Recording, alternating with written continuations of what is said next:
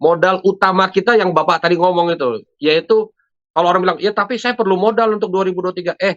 Kamu masih bisa napas, hidup, melolos dari pandemi aja sudah modal besar itu. Modal besar gitu, Pak. Iya. Belum menghasilkan apa-apa, belum ada uang nih 1 sen pun di tangan kita, tapi kita masih bisa bernapas. Itu Iya, sudah modal yang Tuhan masih berikan kepada kita. betul. Masih bisa berpikir.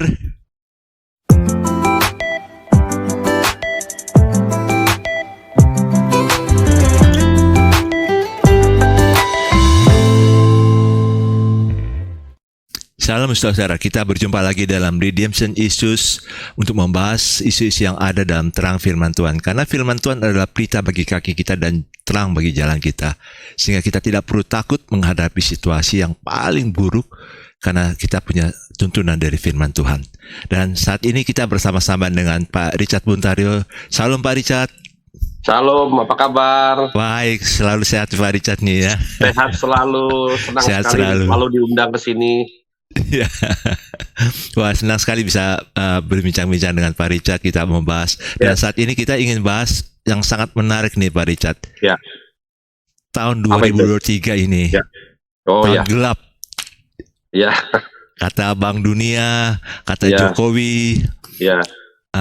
Dan memang berita-beritanya memang sudah ada terjadi di Eropa, Asia Tengah, Eropa Timur. Itu sudah mulai tergoncang luar biasa. Dan bahkan berita-berita di medsos yang saat ini di Indonesia, di YouTube, wah ini hal yang sangat mengerikan yang bisa terjadi di Indonesia juga. Nah, mungkin kita mau bahas ini tahun dengan topik siapa takut memasuki tahun 2023. Ya, menarik, sangat menarik. Ya, mungkin Pak Richard bisa kasih pandangannya atau bagaimana, silakan Pak Richard. Memang tidak lama waktu yang lalu Bapak Presiden Jokowi memberikan pandangannya tentang 2023 di mana resesi global akan terjadi. Bahkan sebetulnya resesi di beberapa negara-negara di Eropa dan di Amerika juga sudah terjadi tahun ini, awal tahun ini. Cuman nggak terlalu kentara sekali. Namun dari berita terakhir yang saya baca minggu ini, ada berapa 29 negara yang sudah masuk ke dalam ICU, IMF. Jadi International Monetary Fund, di mana kalau sudah masuk ke ICU pendanaan dari IMF, berarti dia harus diinfus dana keuangan. Ini kejadian seperti kayak kita di tahun 98. Waktu kerusuhan kita masuk ke ICU IMF dia. Dan memang dengan adanya 29 negara ini memberi warning kepada kita bahwa 2023 akan lebih banyak lagi negara yang akan kejeblos juga. Dan sangat-sangat mengerikan, dan sebagai kepala negara memang beliau wajib mengingatkan kita warganya untuk jangan lengah, jangan cuek. Kita kan kadang-kadang merasa bodoh, dan udahlah. Saya udah apalagi pada umat Kristiani. Kita orang-orang Kristen kan kita nggak usah takut, kita bersandar pada Tuhan 100%. Dan itu tidak salah dan itu betul. Karena memang sudah ada dalam firman di Alkitab bahwa kita harus bersandar pada Tuhan. Namun Tuhan juga mau kita berhikmat juga agar kita bisa paham bahwa mengandalkan Tuhan itu adalah foundation-nya, tapi kita juga harus minta wisdom kepada dari Tuhan untuk memberikan kita pengetahuan supaya kita bisa mempertajam skill kita dan kita bisa melakukan sesuatu, bukan seperti orang pemalas yang hanya tidur dan tidak menanggapi what happened with the world dan kejadian dunia. Dia cuek, dia menutup pintu di rumah dia, Dia hanya bilang saya hanya mau bersandar pada Tuhan, tapi tidak melakukan sesuatu. Nah, Ya. itu juga tidak benar. Yang harus dilakukan oleh kita semua adalah mempertahankan foundation-nya itu, yaitu bersandar pada Tuhan. Karena tanpa kita bersandar kepada Tuhan, kita berharap daripada Tuhan, kita tidak bisa tertolong Ya, dalam betul. situasi apapun. Tapi kalau kita mempunyai foundation itu yang strong, itu membuat kita bukan jadi pemalas, menjadi kita yang cuek, ignorant dalam bahasa Inggrisnya, tapi membuat kita justru menjadi lebih wise. Karena Ya. kita yakin Tuhan selalu ingin kita itu menjadi berkat buat yang lain. Ya, betul. Nah, jadi kita harus keluar dari rumah, kita harus melakukan sesuatu supaya bila kita kuat, kita harus berbagi kekuatan kita kepada yang lain. Kita harus share kepada yang lain. Betul. Melalui bisnis kita, melalui pergaulan kita, melalui sekolah kita, anything yang kita punya, yang Tuhan telah berkati, sehingga kita menjadi kuat, alhasil dari kita bersandar kepada Tuhan. Nah, itu yang harus kita berbagi. Nah, disitulah ada kata-kata yang sangat-sangat populer sekarang di dunia bisnis di Indonesia, yaitu kata resilient. Ya, resilient. Jadi tangguh dan mudah bangkit kembali. Ya. Jadi kata resilient ini menarik sekali karena banyak yang tidak tahu bahwa kita ini menjadi strong, menjadi kuat kalau kita sering jatuh bangun. Ya, betul. Ya, kayak anak saya dulu, saya ingat main skateboard, dia jatuh bangun. Dia kesel, dia bilang, kenapa sih Dad, aku selalu jatuh bangun. Itu supaya kamu jadi jago. Dia bingung, gimana jago, aku jatuh terus. Ya, pada saat itulah kamu mengkoreksi kesalahan kamu supaya tidak terulang. Kamu menjaga keseimbangan kamu pada saat main skateboard itu. Kamu ulang lagi. Tapi aku jadi baret-baret nih kakinya, jatuh, kena luka. Itu dia, itu harga yang kamu akan dapatkan pada saat kamu jatuh. Ya. Ya kan? Tapi kalau kamu wise, kalau kamu punya hikmatnya, kamu akan pakai pelindung di lengan sini, di dengkul. Betul. Tapi itu bikin aku nggak jatuh. Tetap kamu akan jatuh. Ya. Kamu tidak akan terluka. Betul. Karena ada pelindung itu. Ya. Tapi abis itu kamu akan lebih fokus bukan kepada lukanya, tapi kamu akan lebih fokus kepada skill kamu supaya mempertajam skill keseimbangan kamu. Ya, betul. Dan akhirnya apa? Dia akhirnya menjadi skateboardis yang bagus, yang jago. Ya. Ya, Kak, itu yang saya anggap sebagai anak yang resilient yang tangguh, yang bisa bertahan pada saat dia menghadapi situasi yang genting, situasi yang berat buat dia. Tapi dia tidak menyerah. Ya, betul. Gitu. Jadi kata resilient ini lagi tren nih sekarang nih, Pak. Nah, ini menarik Pak.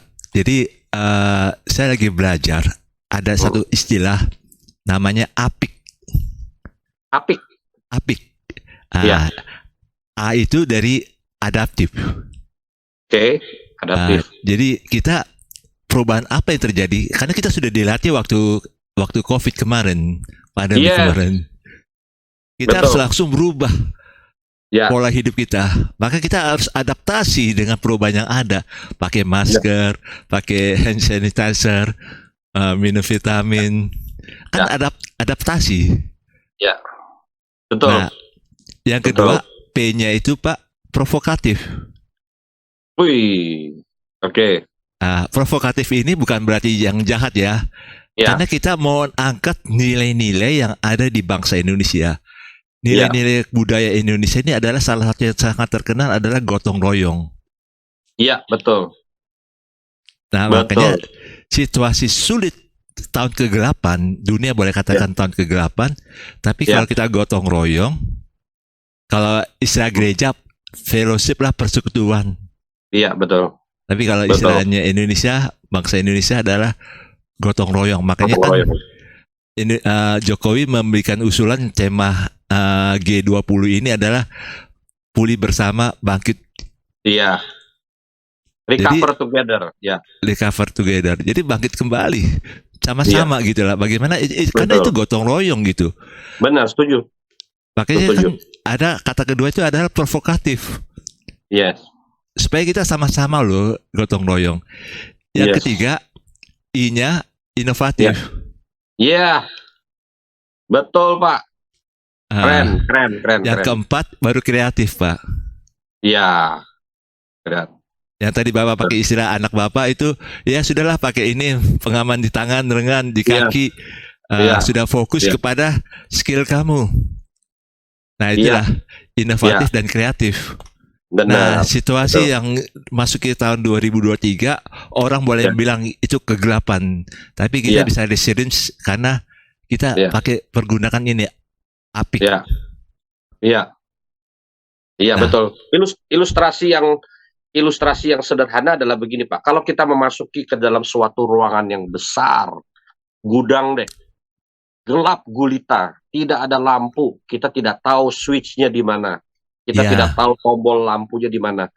Kalau kita berjalan sendiri, kita akan jalan sangat perlahan.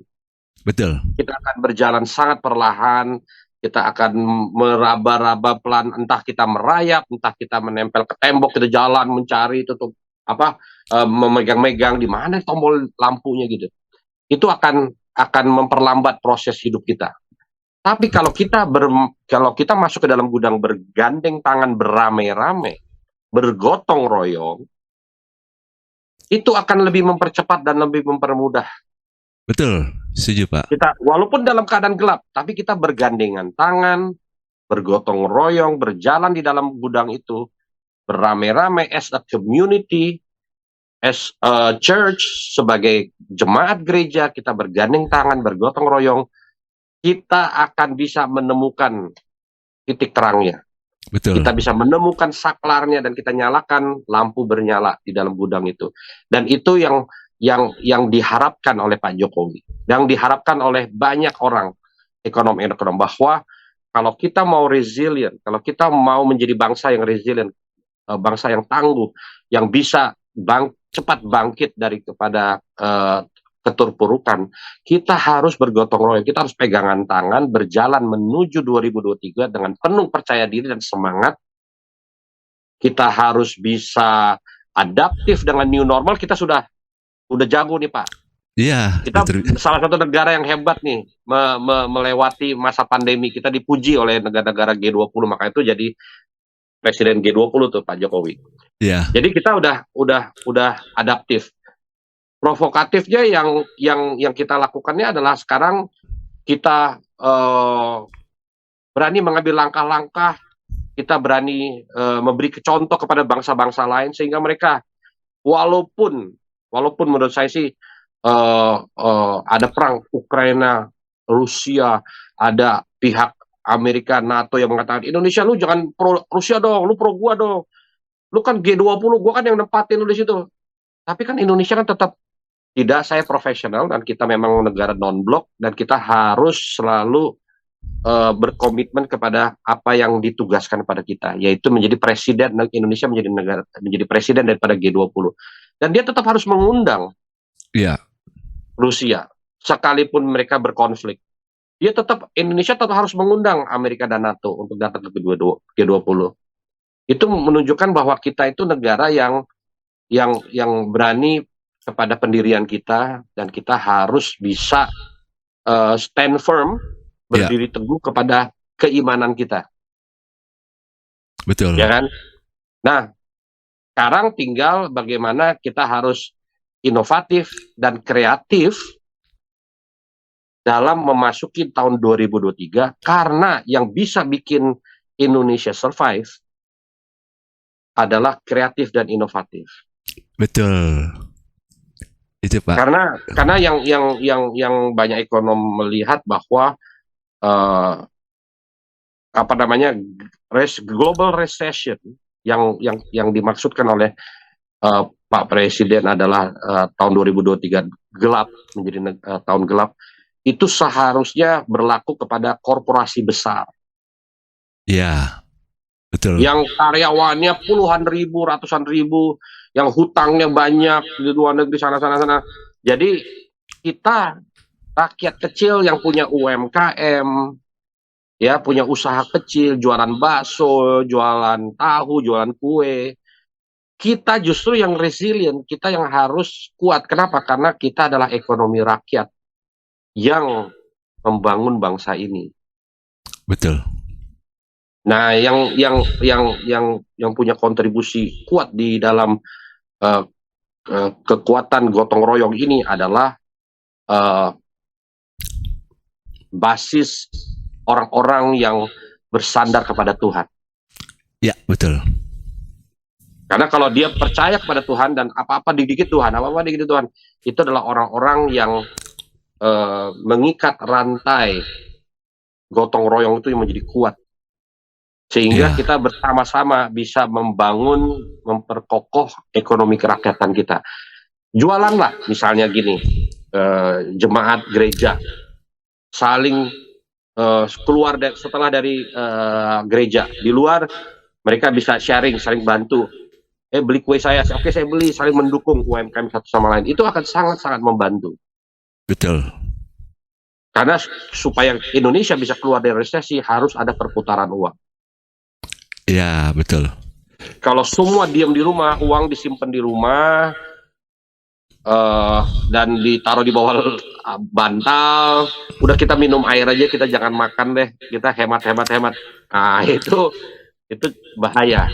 Betul. Kita pengen orang juga harus bisa menghasilkan uang, tapi harus dibelanjakan juga. Ya. Supaya orang lain dapat berkat. Betul. Nah, ini gitu, memang apa istilahnya, kita harus bisa bagaimana nih inovatif, kreatif untuk bisa mengembangkan, dan kita bersama-sama dalam tubuh Kristus dengan sesama anak bangsa di Indonesia ini. Ya. Karena memang yang tadi Bapak bilang itu belanjakan, tapi ya belanjakan yang sesuai kebutuhan kita. Kebutuhan, betul. Bukan belanja berarti dia harus mewah-mewah dan royal, bukan. Memang sekarang ini memang kita memasuki masa-masa prihatin ya. Iya. Belanja tetap ya, tapi ya sesuai kebutuhan. Sesuai kebutuhan, dan kalau bisa usahakan batasi pakai kartu kredit. Iya. Jangan nambahin utang. Kalau bisa. Maaf, saya bukannya apa sama bank dan kartu kredit ya, tapi itu sih mungkin ada orang yang butuh kartu kredit, ada orang yang tidak butuh. Tapi saya sudah tidak menggunakan kartu kredit sudah 10 tahun terakhir ini. Oh, gituan. Ya. Saya tidak pakai sama sekali. Apalagi sekarang lagi rame pinjaman online. Wah, saya begitu dapat itu langsung saya delete gitu. Saya blok gitu. Saya nggak mau diganggu dengan banyak sekali yang masuk dalam SMS, WA, saya blok lah langsung. Ya mungkin orang lain membutuhkan, tapi saya nggak membutuhkan. Kenapa? Saya tidak mau menambah masalah. Ya, apalagi kalau masukin tahun kegelapan. Nah, kurangi utang. Kuncinya kepada jemaat gereja semuanya. Memang kita boleh bersandar kepada Tuhan, tapi bukan berarti kita bisa dengan sesuka-sukanya minjam uang kiri kanan gitu, dan pinjol, kredit card. Karena itu akan, saya melihat sih kalau tidak dikelola dengan baik akan menambah problem kepada kita. Betul. Kecuali kalau kita bisa mengelola keuangan kita dengan baik dan kita ada sumber keuangan yang bisa menutupi, membayar secara rutin hutang-hutang itu, hutang bunga kan rutinnya kan, pinjaman-pinjaman itu kan bunganya tiap bulan itu kan jalan. Kalau bisa kita kelola dengan baik sih nggak masalah. Tapi bagi orang yang nggak punya knowledge, pengetahuan mengelola uang rumah tangga, menurut saya jangan. Betul. Jadi istilahnya gini sih, kalau memang nggak cukup biaya hidup, cukupkanlah dengan pendapatan yang ada. Betul. Jadi betul, jangan tambah utang untuk akhirnya jadi betul. beban bunganya lebih tinggi. Benar, benar Jangan banget, jangan benar. berpikir seolah-olah dengan bayar minimum sudah itu sudah bagus, tapi Ya, sebenarnya bayar minimum itu nggak akan menutupi hutang-hutang bank gitulah. ya benar. Jadi Dan yang istilahnya dan yang berbahaya ada orang menggunakan kredit card untuk berbisnis. Itu ya bahaya karena betul. bunganya tinggi sekali dan kalau sampai terpuruk bisnisnya nggak berhasil, wah itu bergulung-gulung. Betul, betul. Dan itu sebabnya sebagai orang-orang yang sudah percaya pada Tuhan Yesus harus Ya, pergunakan hikmat dalam mengelola betul, keuangan dan benar. mencukupkan diri kita Ya, dengan apa yang ada. betul, betul, betul. Ini yang namanya inovatif dan kreatif juga Iya, untuk iya, bisa mengatur nih gaya hidup yang iya, sebenarnya. Makan iya, tempe tahu udah sehat kok. iya, benar, Eh, benar. Istilahnya, Dan kreatif inovatifnya adalah bagaimana tempe dan tahu itu bisa kita bikin lebih menarik, ada alternatif lain, makan iya, nggak bacem tapi di mana ya kan? iya, Nah itu kreatif inovatifnya di situ. iya betul. Memang sih akhirnya jadi bagaimana nggak makanya nggak bosan gitu ya. Kok Betul, tempe betul, lagi, betul. kok nggak ada ayamnya ya sudah nggak Benar, apa-apa lah. benar, Tapi yang penting benar, kreatif. Bagaimana sih menciptakan sesuatu benar, yang baru. Nah benar, ini memang gaya hidup harus dirubah. betul. Setuju, Gaya hidup setuju. harus dirubah. Apalagi saat ini generasi milenial banyak kan itu sedikit-sedikit online, sedikit-sedikit pesan Ya, makanan online. ya, Ya, kalau memang ini misalnya belum bisa masak, belajar masak lah. Masak ya, sendiri lebih sehat ya, daripada harus belanja online. Belum tentu sehat ya, belanjaan di online itu. Ya, kita bukan bukan anti dengan yang pesanan-pesanan online itu kan mereka juga makan di situ. Tapi situasi yang seperti ini kita harus inovatif dan kreatif. ya. Mungkin mungkin anak zaman sekarang sama anak zaman kayak kita dulu Pak, yang lahir di tahun 60-an berbeda Pak. Kita di umur 60-an nih kan waktu kecil kita pernah bermain congklak ya Pak ya. Bapak Oh tahu nggak ya, mainan congklak ya? Yang tujuh kerang-kerang tujuh kecil lubang itu itu yang ya, ditaruh di lubang, di ada tujuh lubang mangkok-mangkok itu. kecil. Nah, kan kita masukin satu, terus masukin dua, kita ambil lagi, pindahin satu, ambil satu, pindah gitu kan. Kalau mangkok itu nggak boleh sampai kosong lah, ya Ya, kan? Itu harus diisi lagi. Begitu diambil ya harus diisi lagi, pokoknya begitu gitu sampai kita putar balik, baru kita kumpulin semua ngumpul balik lagi gitu.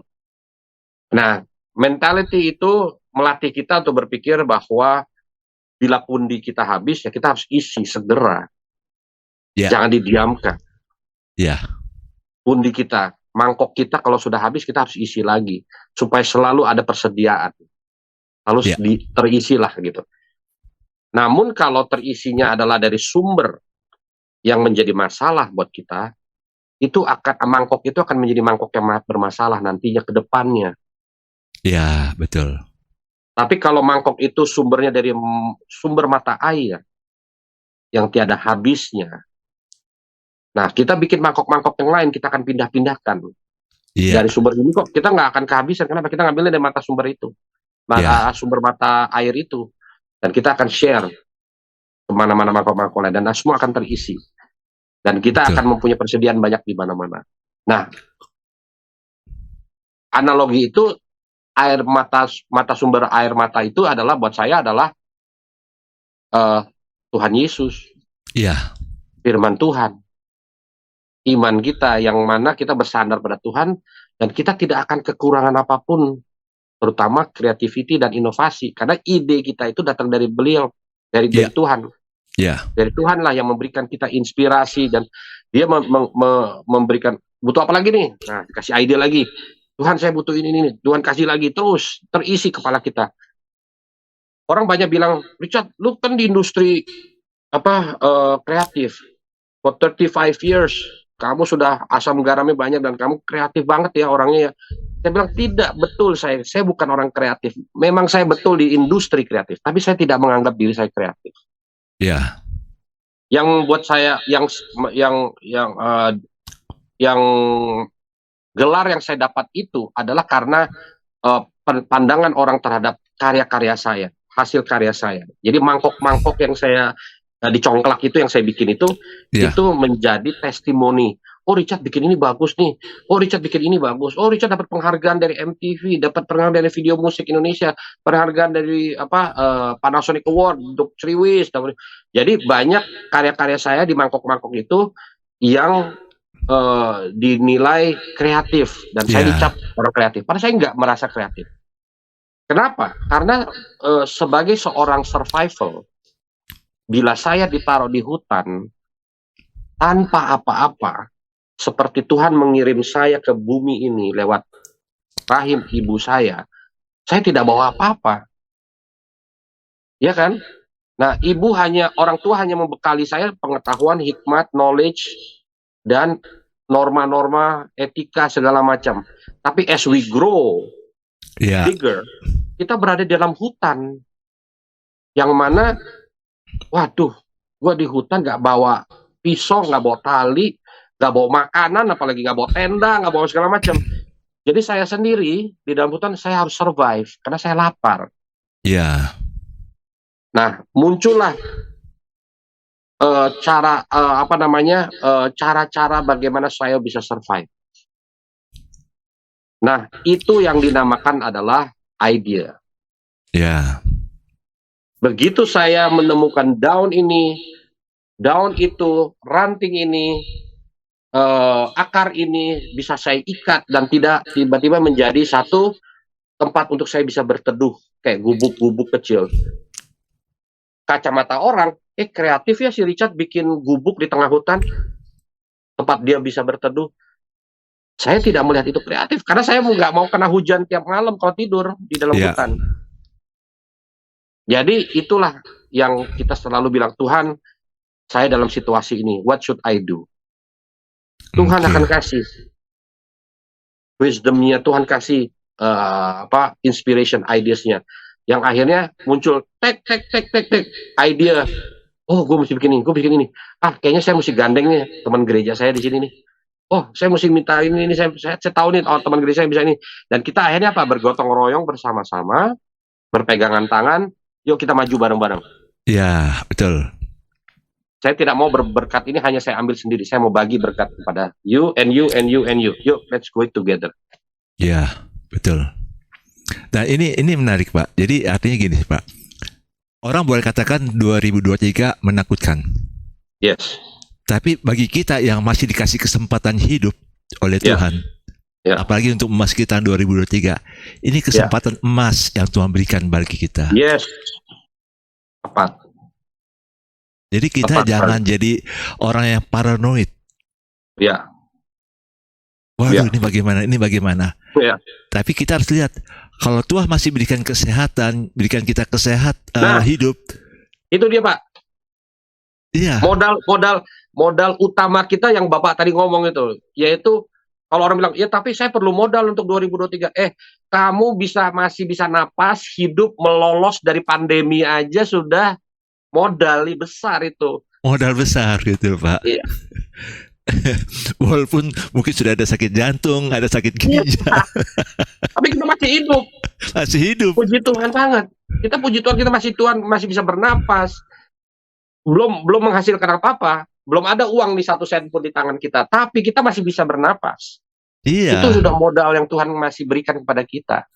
Betul. Masih bisa berpikir. Masih bisa berpikir dengan normal. Iya.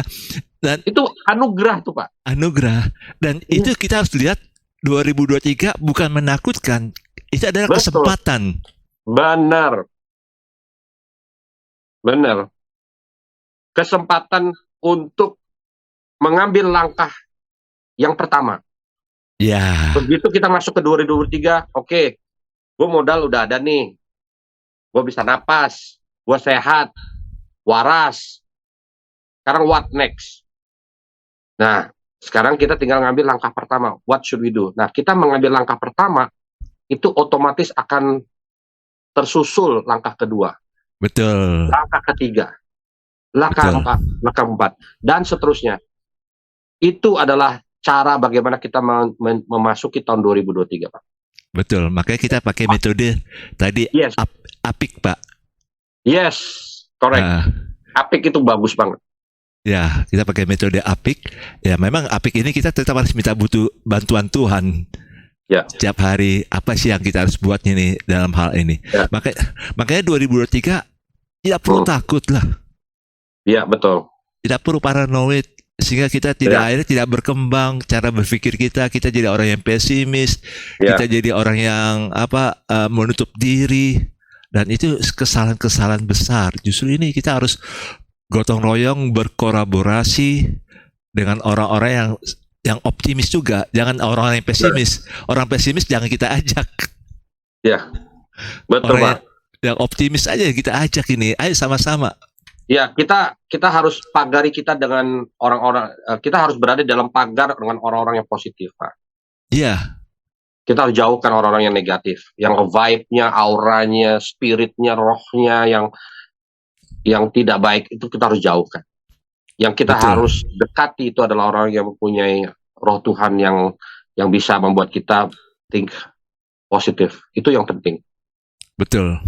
Dan saya ingin bagikan, Pak, dalam memasuki tahun 2023 ini yang Tuhan taruh di hati saya, Pak. Itu dari Yesaya 60, Pak. Ayat 1 dan 2, saya boleh bacakan, Pak, ya? Yesaya 60 ayat 1 dan 2. Demikian firman Tuhan. Bangkitlah, menjadi teranglah. Sebab terangmu datang, dan kemuliaan Tuhan terbit atasmu. Ayat 2. Sebab sesungguhnya kegelapan menutupi bumi, dan kekelaman menutupi bangsa-bangsa. Ini yang terjadi. Yes. Tapi Tuhan katakan bangkitlah dan jadilah terang. Dan ayat 2 selanjutnya, tetapi terang Tuhan terbit atasmu dan kemuliaannya menjadi nyata atasmu. Wow, ini tuntunan dari Tuhan. Powerful. Jadi walaupun bangsa-bangsa ini diliputi oleh kekelaman, dunia ini dalam kegelapan, kita harus percaya, kita harus bangkit menjadi terang. Betul. Karena kemuliaan Tuhan sudah terbit atas kita. Betul. Amen. Betul. Jadi tadi di awal podcast saya kan bilang, Pak, analogi kita masuk ke dalam perumpamaan, kita masuk ke dalam ruangan gudang yang gelap bersama-sama, kita pegangan tangan, gotong royong. Betul. Yang kita cari kan adalah saklar lampu yang nyala. Supaya kalau kita menemukan itu, kita nyalakan, baru lampu di dalam gudang itu akan bernyala dan kita bisa melihat terangnya Tuhan di situ. Dan saklar itu adalah sebetulnya doa kita. Saklar itu adalah pemantik kita untuk mengkoneksikan kepada Yesus. Ya Tuhan, kita berada dalam kegelapan, show me the light. Ya kan? Saklar itu sebetulnya adalah media di mana kita bisa mengkoneksikan keimanan kita kepada Tuhan, yang kita bersandar penuh kepada Tuhan, show me the light. Nah, begitu Tuhan nyala, bukan berarti kita menikmati dan enjoy the light. Wah, bagus ya gudangnya ya. Oh, ada kotak di situ, ada ban bekas itu. Bukan begitu. Terang itu langsung memberikan kita penuh hikmat dan akal budi, agar kita bisa tahu melangkah, where to go, what to do. Wah, ini gudang nih bisa gua contoh nih. Wah, gudang ini terang ya setelah kita nyalain ya. Oke, guys, bagaimana kalau gudang ini kita buka UMKM gereja kita? Semua kita berjualan di sini untuk kita bantu masyarakat ini. Oh, pada jualan di dalam gudang. Itu yang dimaksud tadi apik itu. Ya kan, inovatif, kreatif di dalam terang Tuhan. Betul, Pak. Jadi memang itu, Pak, benar. Jadi kita harus betul-betul membutuhkan Tuhan yang Bapak bilang tadi itu, waktu nyalakan, carikan saklar itu. Jadi cari Tuhan sebagai sumber terang. Dan sebenarnya kata bangkit ini, Pak, kalau dalam bahasa Ibraninya itu dari kata zoom, itu artinya berjalan bersama Tuhan dalam perjanjiannya. Iya betul. Amen. Yes. Jadi kita harus sepakat dulu memasuki tahun 2023 ini, kita harus jalan sama Tuhan dulu. Sepakat dulu Iya, dengan Tuhan. Jangan iya, bersama nih iya dengan benar. perjanjiannya. Dan Iya, menariknya Pak, satu ayat sebelum dari Mazmur dari Yesaya 60 ayat 1 ini, dari iya. Yesaya 59 ayat 21, itu Hmm, satu ayat sebelumnya. Ini firman iya, Tuhan, Pak. Dikatakan iya, demikian. Adapun aku, inilah iya, perjanjianku dengan mereka, firman iya, Tuhan. Jadi ini iya, perjanjian Tuhan dengan umatnya. Rohku iya, akan menghinggapi engkau, dan iya, firmanku yang kutaruh dalam mulutmu tidak akan iya, meninggalkan mulutmu dan mulut keturunanmu dan mulut keturunan mereka dari sekarang iya. sampai selama-lamanya, firman Tuhan. Jadi artinya ada perjanjian Tuhan nih. Perjanjian Tuhan apa? Ada roh Tuhan dalam diri kita. Yes. Dan ada firman Tuhan dalam mulut kita, sehingga kita jadi optimis memasuki Iya, tahun 2023. Kita nggak yes. perlu takut kalau ada firman Tuhan dalam mulut kita. Iya, correct. Mungkin bagi Betul. orang, kamu sih enak, kamu sudah ada teman-teman yang bisa bantu kamu, sudah kasih bisa modal. Bukannya Ya, itu. Karena kita jalan dengan Tuhan. ya, Yang tadi betul. Bapak bilang itu, kita Betul. temukan sakralnya, baru kita bisa jalan bagaimana Ya, membangkitkan orang lain ya, betul, bersama-sama. betul, betul. Jadi, wah ini Pak, jadi 2023 bukan tahun menakutkan, Ci. Bukan. Saya malah melihatnya malah tahun berkat ya. Tahun berkat. Di banyak banyak istilah-istilah bisnis yang mengatakan when you see the wave, kalau Anda melihat ombak yang menggulung semakin besar, semakin besar, semakin besar, bukan berarti Anda harus berdiri dan menghadapi dan diterpa oleh ombak itu. Tapi Anda harus berselancar di atas ombak itu, menaiki Iya, ombak itu. betul. Ya Atau kan? bisa juga Kalau kita berselancar di bawahnya, Pak ya, di bawah ombaknya itu, Pak. kelelep dong, tenggelam. Tapi kalau kita eh, bersandar sama Tuhan, menemukan saklar itu dan mengkoneksikan kita kepada Tuhan. Dan Tuhan help me, there's a big wave, ada ombak besar yang menggulung menghadap menyerang. Ya kita harus bisa, Tuhan kasih saya kekuatan untuk bisa berselancar di atasnya. Iya, Itu artinya apa? Artinya take the opportunity, berpikir kreatif dan inovatif seperti Apik tadi untuk melakukan sesuatu supaya kita bisa survive di 2023. amin, betul. Nggak tahu apa, buka laundry kalau punya modal, ya jualan nasi goreng dari rumah, atau kerjalah ke di tempat yang membutuhkan skill baru. Nggak punya skill itu belajar dari orang yang sudah pengalaman. Ajarin gue ini dong, gue nggak bisa komputer nih. Ini gue ajarin ini, dan dia belajar. Nah itu menjadi skill baru sehingga dia bisa bekerja dengan memakai skill komputernya dia.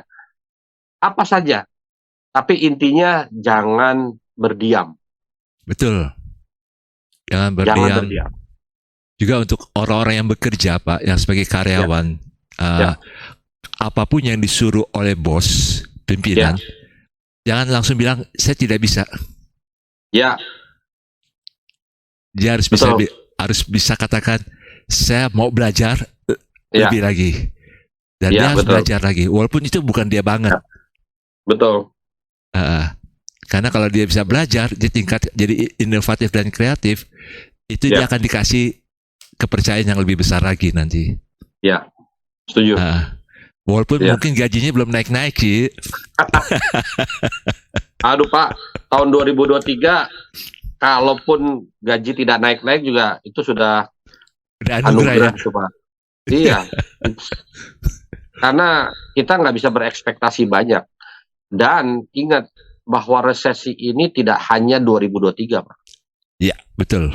Bisa berkepanjangan selama eh, dunia bergejolak dengan perang sana, potensi perang sini, potensi kelaparan, resesi, harga naik, inflasi dan segala macam bisa berkepanjangan Pak.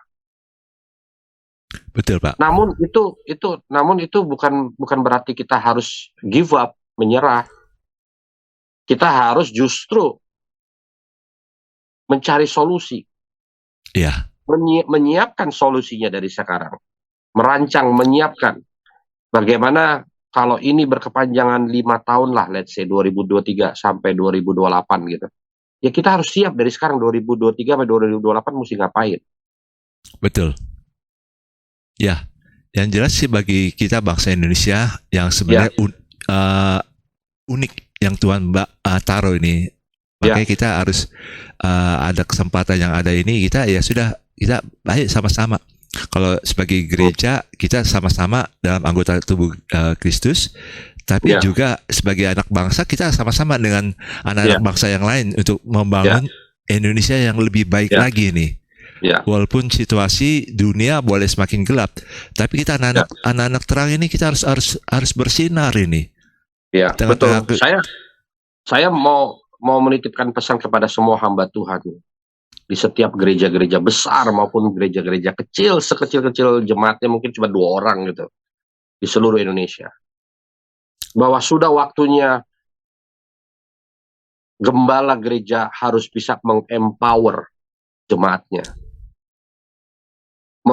menyiapkan jemaatnya untuk menghadapi resesi dunia 10, 20, 50 tahun mendatang.